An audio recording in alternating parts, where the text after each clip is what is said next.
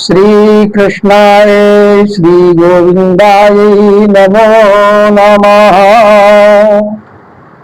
श्री कृष्ण गोविंद हरे मुरारी, हे नाथ नारायण वासुदेवा। श्री कृष्ण गोविंद हरे मुरारी, हे नाथ नारायण वासुदेवा।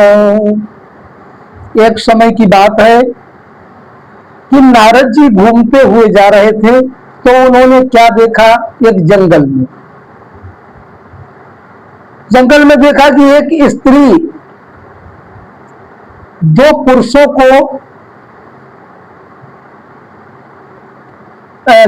के साथ में और अन्य स्त्रियां भी खड़ी हैं। ऐसा दृश्य नारद जी देख रहे हैं।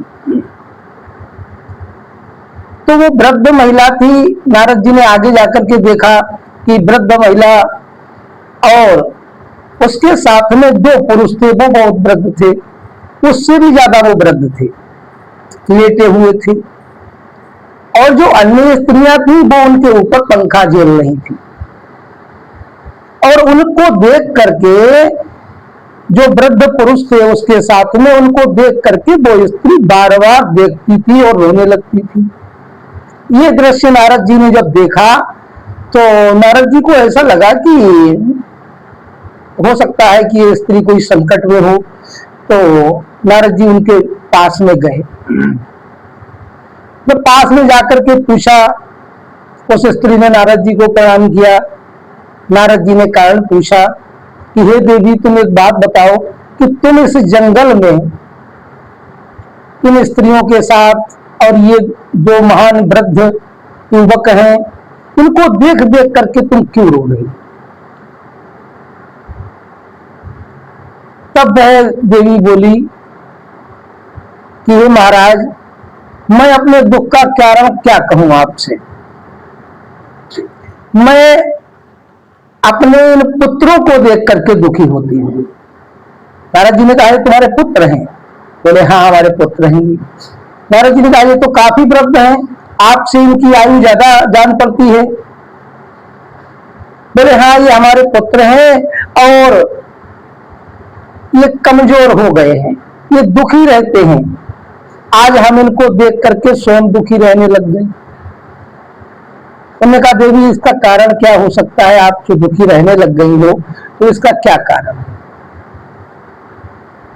देवी ने कहा, देखो, जब से राजा परीक्षित इस संसार को छोड़ करके चले गए, उसके बाद में जब से ये कलयुग आ गया, तब से ना तो कोई मुझे पूछ रहा है और ना मेरे इन पुत्रों को पूछ रहा है। उन्होंने कहा, देवी, तुम कौन हो? मैं तुम्हारा परिचय जानना चाहता हूं कि तुम हो कौन। तो उन्होंने कहा, साधु, अगर आप जानने की जिज्ञासा रखते हो तो मेरा नाम भक्ति है, और ये जो मेरे पास लेटे हैं, ये मेरे दो पुत्र हैं। इनका नाम है धर्म और वैराग्य, ज्ञान और वैराग्य। ये ज्ञान और वैराग्य नाम के मेरे दो पुत्र हैं।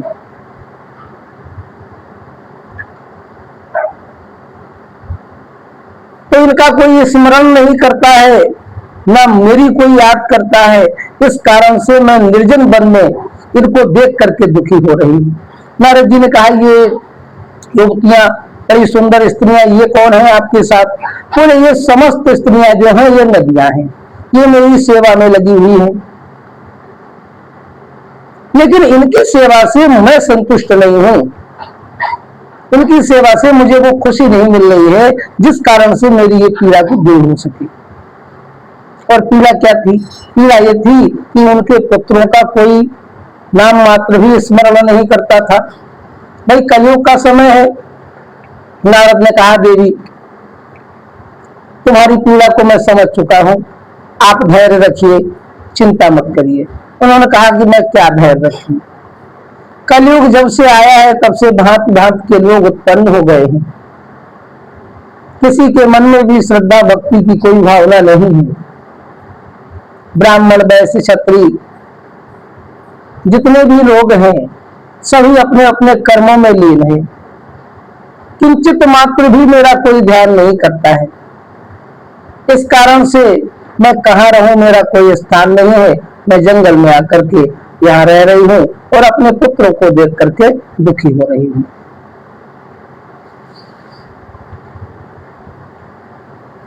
उस भक्तिमान की स्त्री ने कहा कि हे महाराज, मेरे दुख को दूर करने का यदि कोई साधन हो तो बताओ। नारद जी ने कहा, हाँ अवश्य मैं बताऊंगा आपको साधन। नारद जी गए, वहां से जाकर के वो सनकादि ऋषि के पास पहुंचे और उन्होंने उस स्त्री के बारे में उनको बताया कि आज ऐसा ऐसा हमने महाराज दृश्य देखा है। तो सनकादि ऋषि ने कहा, नारद तुम जाओ और तुम श्रीमद् भागवत की कथा का रसपान कराओ। जितने भी इस चराचर जगत में प्राणी हैं उन सबको, साधु संतों को, महात्माओं को, ब्राह्मणों को, सबको ये उपदेश दो श्रीमद् भागवत कथा का। श्रीमद् भागवत कथा का रसपान करते ही इस भक्ति के जो दो पुत्र हैं ज्ञान और वैराग्य नाम के, ये पुनः जो वृद्धावस्था को प्राप्त हो गए हैं ये युवा हो जाएंगे। नारद ने वही किया। भक्ति के पास आकर के बताया कि देखो अब हम आपकी इस पीड़ा को दूर करेंगे। भक्ति ने कहा, नारद जी बड़ी कृपा होगी। नारद जी कहने लगे, राजा परीक्षित के चले जाने के बाद में भगवान श्री कृष्ण का समय पूरा हो गया। उन्होंने अपना शरीर छोड़ा और वो अपने परम धाम को चले गए। और राजा परीक्षित के बाद में तब से कलयुग शुरू हो गया। समस्त देव कथाएं लोग करना भूल गए, धर्म करना भूल गए। तो जब धर्म ही नहीं करते हैं तो भक्ति कहां से आएगी? इसलिए तुम चिंता नहीं करो, श्रीमद् भागवत की कथा को जो लोग भी श्रवण करेंगे और जिन जिन के घर में ये कथा होगी, इसको जो लोग श्रवण करेंगे उनके हृदय में तुम्हारा निवास स्थान हो जाएगा। तुम्हें दर दर भटकना नहीं पड़ेगा। उन भक्तों के हृदय में तुम्हारा वास होगा और जहां तुम वास करोगी वहीं तुम्हारे ये पुत्र ज्ञान और वैराग्य ये तुम्हारे साथ उपस्थित रहेंगे।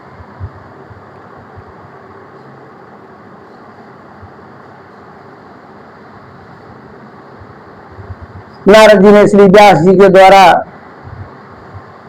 श्रीमद् भागवत कथा का ज्ञान वैराग्य का वर्णन कराया। श्रीमद् भागवत कथा का पुराण शुरू हुआ। भक्तों ने पूछा, महाराज श्रीमद् भागवत कथा के बारे में हम तो नहीं जानते हैं, लेकिन आप ये बताइए कि ये तो कथा बहुत बड़ी है, इसको कितने दिन सुनना चाहिए? कलयुग का समय है।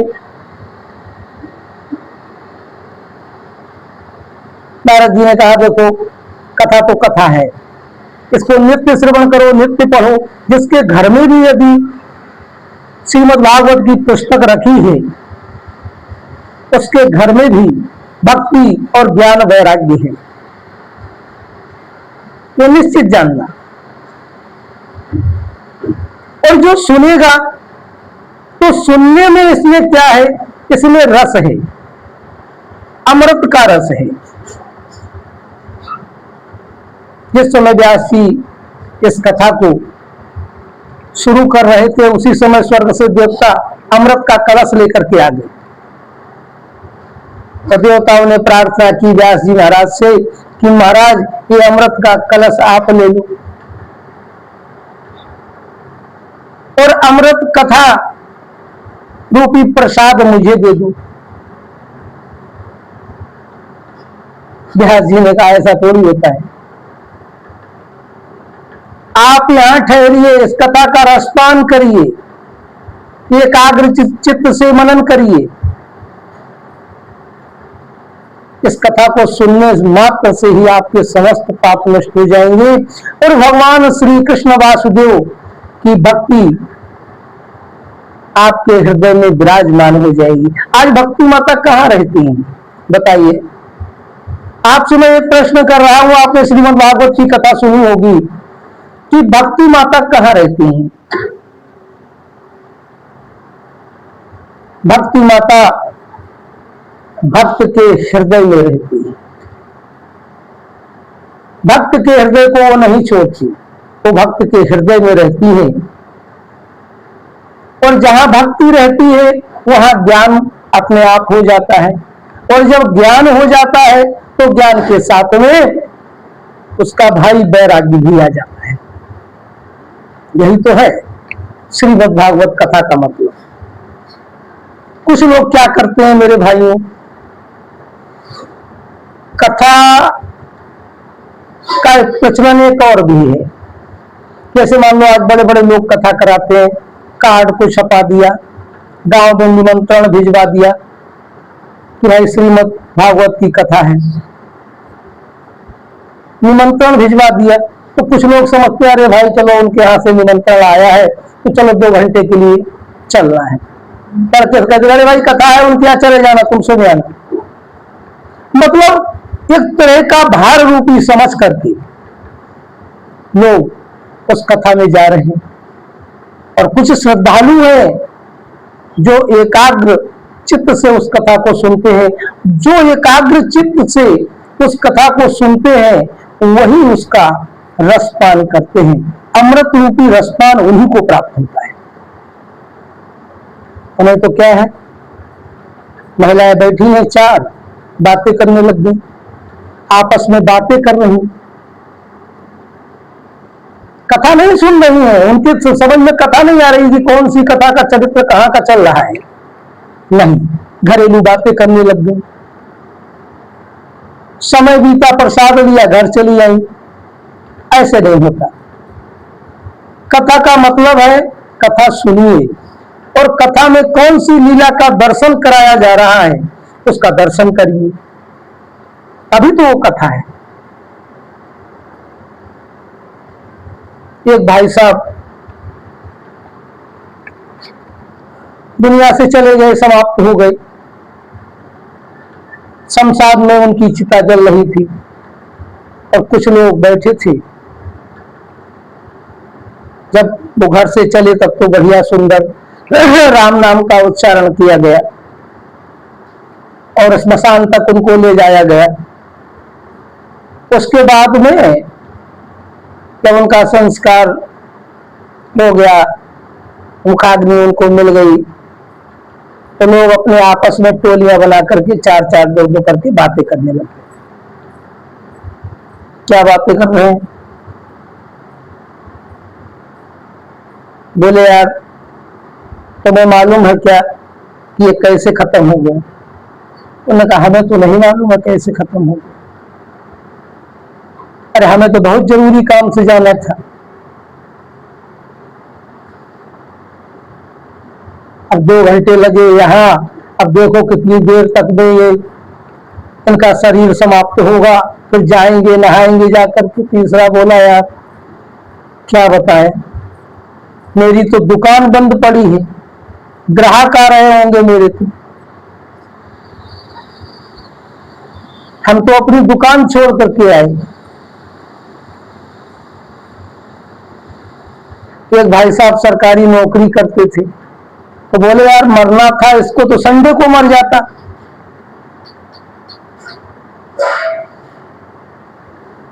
तो कम से कम मेरी नौकरी तो नहीं जाती। तो ऐसे ऐसे भी लोग हैं इस संसार में। क्या कहें, ये संसार है। तुलसी इस संसार में भांति भांति के लोग, तो मरने वाले को भी नहीं छोड़ते कि 4 कदम श्रद्धा से उसके साथ में ही चले। तो माता भक्ति आज रो रही हैं। क्यों रो रही हैं? क्योंकि भक्तों के हृदय में उनके प्रति उनका स्थान खत्म हो गया है। इसलिए अपने पुत्रों को लेकर के और वो बड़ी दुखी बैठी हुई है, क्योंकि माता भक्ति का स्थान तो भक्त के हृदय में है, और जब भक्त के हृदय में स्थान है तभी तो भगवान का स्थान है। बताओ। तो कहने का मतलब मेरा यही है कि कोई भी कथा सुने, श्रीमद् भागवत की कथा हो, रामचरितमानस की कथा हो, कोई भी कथा सुने तो मन लगा करके सुने। आपने अभी 1 घंटा भी, 3 घंटे की कथा चलती है, व्यास जी सुनाते हैं। यदि आपने 1 घंटे भी मन लगा करके सुना तो आपको उससे कुछ मिलेगा। महिलाएं क्या करती हैं? सर्दी आ गई, क्या जी तुमने बस स्वेटर की बुनाई कैसे डाली? बड़ा अच्छी लगी डिजाइन बाकी, कल हमें बताना। तो इस तरह की बातें कथा में होती है। क्या रसपान हुआ भैया? घर में बातें करते हो, कथा में भी करते हो। विचार करो, भगवान की कथाएं अनंत हैं। एक शब्द भी हृदय में छू गया और उसको आपने धारण कर लिया, उसी से जन्म और मृत्यु का बंधन का मोक्ष हो जाएगा। ऐसी है भगवान की कथा।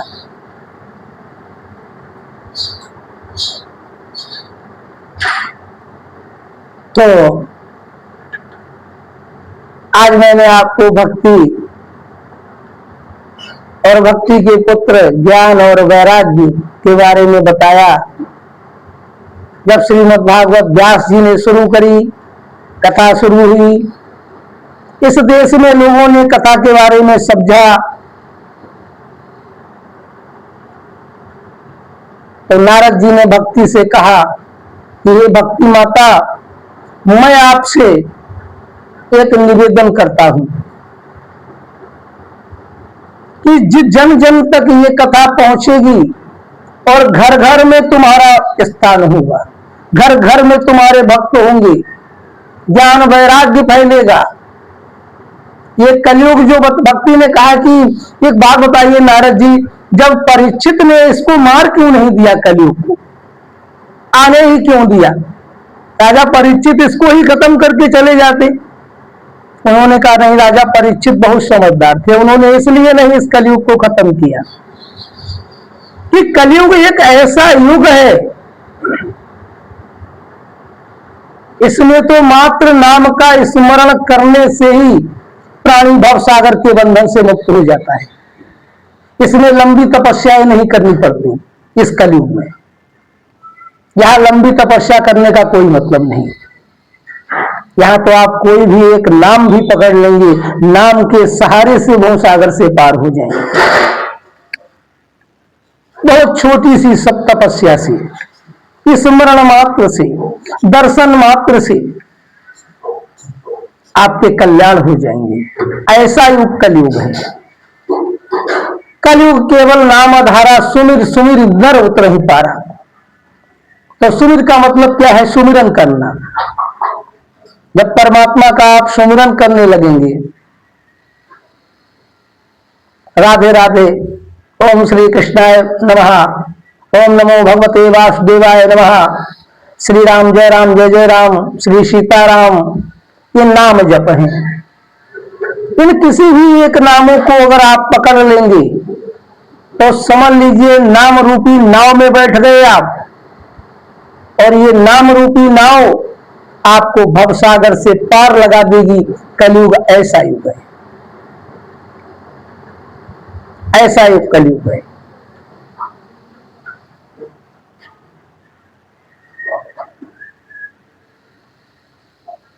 इसलिए भगवान वासुदेव की कथा, श्रीमद् भागवत की कथा के बारे में आज से हम आपको नई नई वीडियो